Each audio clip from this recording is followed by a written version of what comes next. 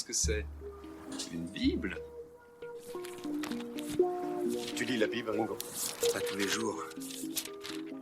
Au large biblique. Le podcast qui explore la Bible. Le livre de l'Apocalypse de Jean fait probablement partie des livres de la Bible les plus connus et en même temps, il est sans doute le moins lu. Le mot « apocalypse », utilisé dans le langage courant, évoque l'idée d'une fin du monde et d'un événement des plus catastrophiques. Mais ce livre de la Bible annonce-t-il la fin du monde ou bien la fin d'un monde? Fait-il référence à des événements passés ou à un avenir? C'est en nous plongeant dans ce livre que nous allons répondre à cette question. D'hier à aujourd'hui, que nous dit le livre de l'Apocalypse? Bienvenue à toutes et à tous. Pour ce 6e épisode exégétique, nous allons aborder un second septénaire, ou du moins son introduction. Le livre de l'Apocalypse s'ouvrait sur 7 messages destinés à 7 églises que Jean de Patmos écrit sous la dictée du Christ, manifesté sous la figure du Fils d'homme. Ces lettres portaient sur la situation passée et présente des églises, dans leur joie comme dans leurs épreuves. Les 7 messages invitaient ainsi les communautés à la persévérance et à la conversion. Cet appel précède une autre vision donnée à Jean de Patmos qui introduit véritablement la révélation sur ce qui doit advenir et qui sera dévoilé dans un langage de type apocalyptique jusqu'à la fin du livre. Avec le chapitre 5, Jean de Patmos bénéficie donc d'une seconde vision. La première possédait un caractère horizontal. Une voix s'adressait à Jean qui devait se retourner pour voir un fils d'homme lui demandant de s'adresser à cette église. Avec la seconde vision, nous sommes dans une dimension verticale où Jean, toujours en vision, s'élève vers le ciel.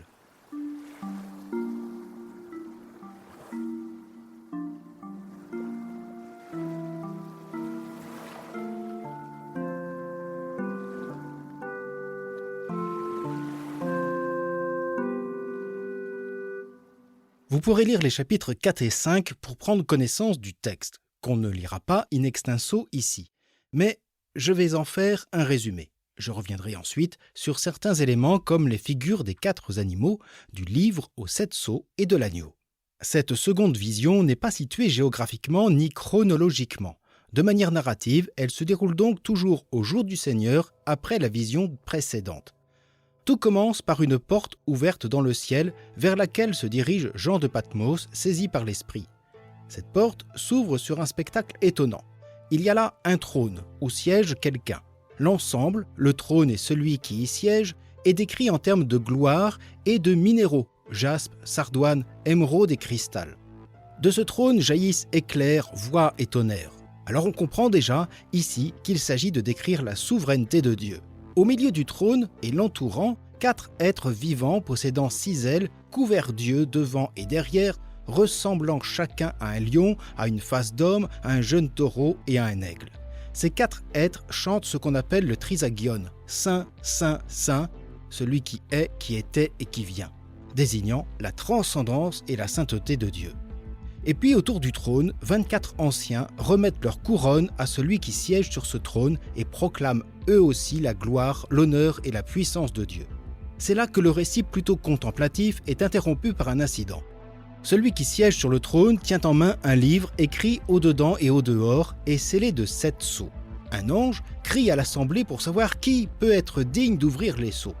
Et parmi l'assemblée, nul ne s'avance pour l'ouvrir à la grande désolation de Jean de Patmos, quand soudain, au milieu du trône, se dresse un agneau comme immolé, ayant 7 cornes, 7 yeux qui sont les 7 esprits de Dieu.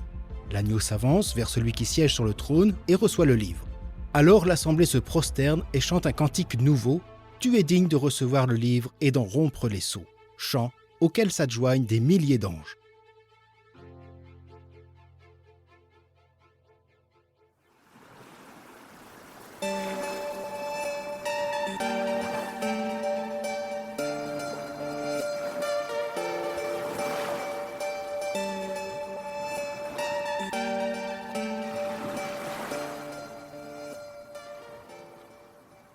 Le texte que je viens de résumer est constitué de 2 parties, la vision du trône céleste et celle du livre et de l'agneau.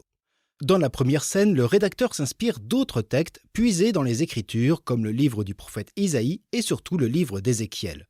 Ainsi, au chapitre 6 d'Isaïe, le prophète, au sein du temple, voit le trône de Dieu dans le ciel, entouré d'anges séraphiques, possédant 6 ailes et chantant ce trisagion, Saint, Saint, Saint. La vision d'Isaïe introduit l'envoi du prophète à son peuple pour dénoncer sa surdité, son aveuglement et la ruine du pays, conséquence de leur infidélité.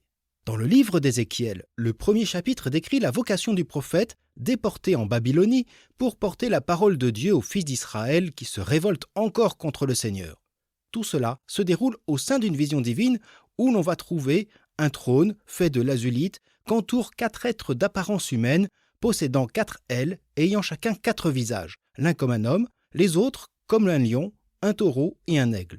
Une description presque semblable se trouve aussi au chapitre 10 du même livre.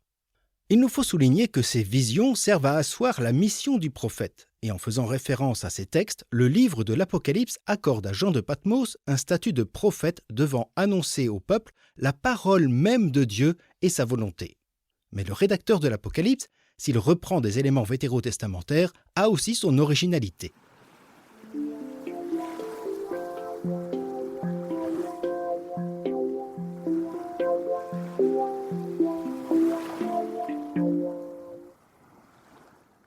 La vision du trône associée à nombre de minéraux, jaspe, sardoine, rejoint les récits prophétiques.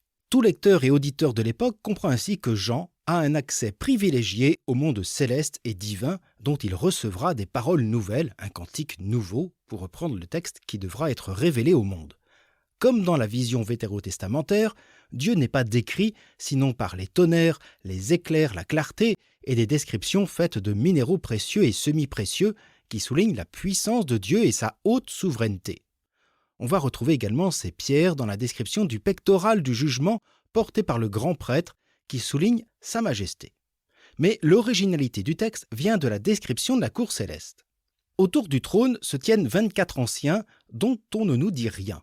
D'abord, le terme ancien ne désigne pas une tranche d'âge, mais des personnes ayant une responsabilité dans une communauté. Les synagogues, comme certaines églises chrétiennes au 1er siècle, étaient gouvernées par un groupe d'anciens, en grec presbytéroi, enfin au singulier presbytéros, qui donnera le mot prêtre. Ces 24 anciens, dans notre texte, jettent leur couronne, c'est-à-dire leur pouvoir et leur autorité, devant le trône divin, se soumettant ainsi à sa souveraineté.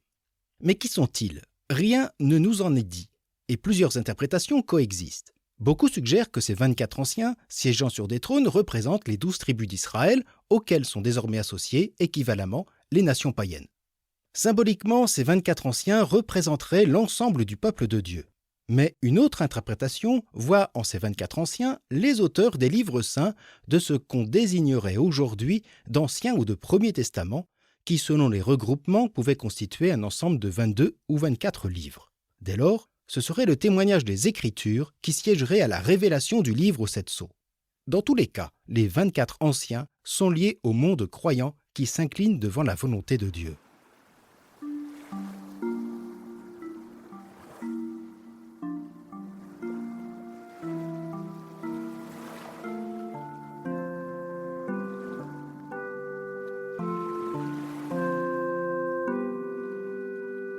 La présence des 4 êtres vivants rejoint également les descriptions faites dans les livres d'Isaïe et d'Ézéchiel. Leur proximité du trône les associe particulièrement à Dieu. Dans l'Apocalypse, le fait qu'ils soient situés au milieu tout en l'entourant pourrait suggérer qu'ils supportent ce trône de Dieu. Leur nombre et leur description renvoient au monde et à la terre. Ils sont 4, comme les 4 points cardinaux. Ils sont aussi décrits par leur figure, un homme, un lion, un taureau et un aigle, autrement dit, l'ensemble des êtres vivants de la création, l'humanité, les bêtes sauvages, les animaux domestiques, les volatiles. J'en entends certains qui pourraient me dire « mais il manque les poissons ». Mais les poissons vivent dans la mer et nous sommes dans le monde céleste, et le monde marin désigne plutôt dans la Bible les abîmes et la mort. En plus, nous sommes dans un langage symbolique qui, pour parler de Dieu, ne décrit pas mais suggère. Ainsi, ce Dieu qui se révèle à Jean de Patmos est le Dieu créateur, maître du ciel et de la terre. Et c'est bien cette terre qui sera aussi concernée par le message divin. D'autres interprétations, notamment chez les pères de l'Église, ont vu en ces 4 êtres vivants les activités du Fils et Christ. Pour saint Irénée, le lion renvoie à la royauté du Christ, le taureau à sa fonction de grand prêtre, l'aigle qui vole à l'esprit et l'homme à l'incarnation. Saint Ambroise de Milan reprend quasiment cette interprétation, le lion pour la force, l'homme pour l'incarnation, le taureau pour son sacrifice, l'aigle pour la résurrection. Saint Jérôme regarde ces 4 vivants comme les 4 évangélistes. L'humanité pour Matthieu et sa généalogie, le lion pour Marc et son désert, le taureau pour Luc en raison de la tribu de Zacharie, qui introduit l'évangile, et l'aigle pour la hauteur spirituelle de Jean. C'est l'interprétation qui deviendra majoritaire. Mais on trouvera aussi en d'autres commentaires, notamment chez celui de saint Augustin, une autre répartition des 4 vivants, comme le lion pour Matthieu, l'homme pour Marc, etc. Ici, il n'est pas dans l'intention de l'auteur de décrire 4 évangiles, mais de nous référer à la tradition vétérotestamentaire. En sera-t-il de même pour l'agneau et le livre?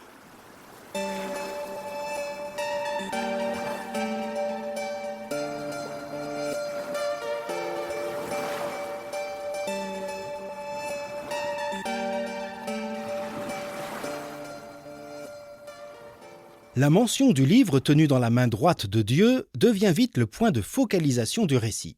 C'est un livre très étrange. Il est d'abord écrit en dedans et en dehors et fermé par 7 sceaux.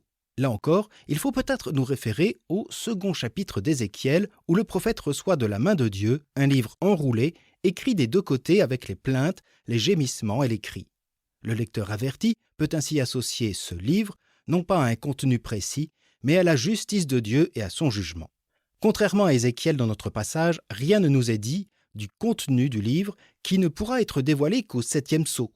La mention d'un livre scellé est récurrente dans la Bible, que ce soit dans le livre de Daniel, au chapitre 12. « Quant à toi, Daniel, garde secrètes ces paroles et scelle le livre jusqu'au temps de la fin. » Ou bien encore dans celui du livre d'Isaïe, au chapitre 29. « La révélation de tout cela est pour vous comme les mots d'un document scellé qu'on donne à celui qui sait lire en disant « Lis donc ceci ». Il répond « Je ne peux pas car le document est scellé ». On le donne alors à celui qui ne sait pas lire en disant « Lis donc ceci ». Il répond « Je ne sais pas lire ». Le livre scellé garde les secrets de Dieu. Il est lié à la révélation et au jugement. En demandant qui peut ouvrir le livre et en casser les sceaux, le texte souligne que ce livre a besoin d'un interprète qualifié. Il s'agit d'une parole de Dieu adressée aux hommes au temps voulu, et ce serait ainsi le plan de Dieu pour l'avenir. Mais une autre interprétation, notamment développée chez Origène et Jérôme, voit dans le livre les Écritures, l'Ancien Testament, ces Écritures qui ne peuvent être éclairées que par le Christ, l'agneau, qui peut ouvrir les sceaux pour en dévoiler le plan de Dieu depuis la création du monde.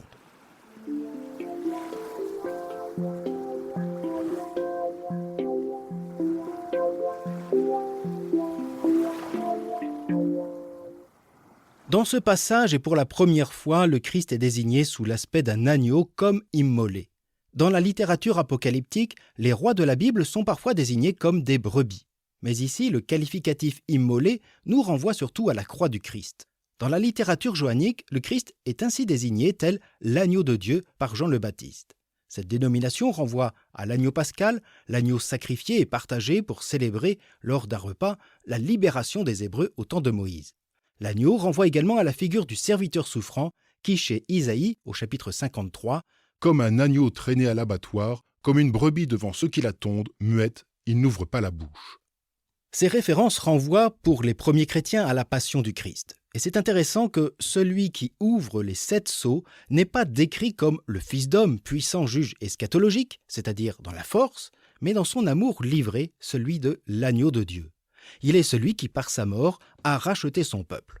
C'est de cet amour que vient sa véritable royauté, symbolisée par ses 7 cornes. Il est aussi décrit avec ses yeux que le texte interprète comme les 7 esprits de Dieu, une expression qui désigne dans l'Apocalypse l'Esprit Saint de Dieu et non pas les 7 dons de l'Esprit. L'agneau est ainsi fortement associé à celui qui siège sur le trône et à sa volonté. Ce Christ agneau s'est donné par amour et il est en quelque sorte la clé d'interprétation, ou plus exactement l'exégète, l'interprète compétent pour dévoiler le dessein de Dieu. Le Christ est donc ce témoin fidèle jusqu'au bout, celui qui nous aime, pour reprendre des expressions déjà entendues. Autrement dit, pour entendre la révélation, il faut, ce que nous dit en filigrane l'auteur, comprendre et accueillir le mystère de la croix. C'est de cet agneau que naît ce cantique nouveau auquel des myriades d'anges s'associent qui chantent dans la Bible l'intervention ultime de Dieu en faveur de son peuple.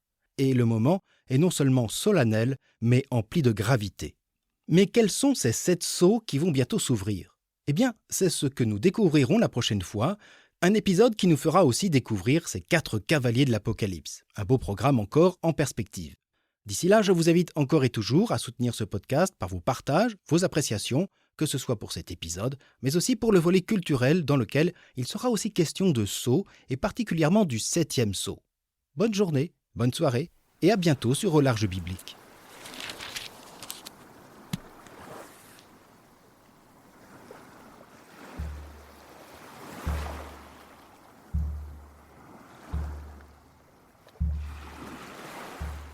Au Large Biblique est un podcast animé par François Bessonnet, prêtre et bibliste.